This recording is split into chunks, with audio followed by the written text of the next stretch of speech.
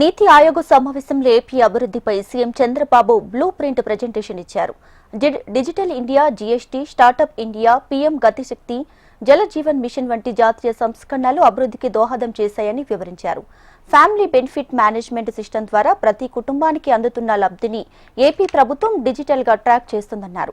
One family one entrepreneur కార్యక్రమం ద్వారా నైపుణ్య అభివృద్ధి, స్వయం ఉపాధి అవకాశాల పెంపునకు కృషి చేస్తున్నామని తెలిపారు. ఇక ప్రతి కుటుంబం నుంచి పారిశ్రామికవేత్త వచ్చేలా పాలసీలు తీసుకొచ్చామని 175 నియోజకవర్గాల్లో 175 ఎంఎస్ఎంఈ పార్కులు, వన్ డిస్ట్రిక్ట్ వన్ పార్క్ ను ప్రవేశపెడుతున్నామని సీఎం వివరించారు. స్వర్ణాంధ్ర విజన్ 2047 ద్వారా 2029 నాటికి రాష్ట్రంలో పేదరికం లేకుండా చేయడమే లక్ష్యంగా ఉన్నామని సీఎం చంద్రబాబు అన్నారు.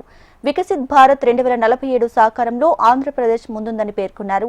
సీఎం చంద్రబాబు ప్రజెంటేషన్ ను ప్రశంసించిన ప్రధాని మోడీ ఏపీ బ్లూ ప్రింట్ ఇతర రాష్ట్రాలకు నమూనాగా ఉంటుందని కొనియాడారు.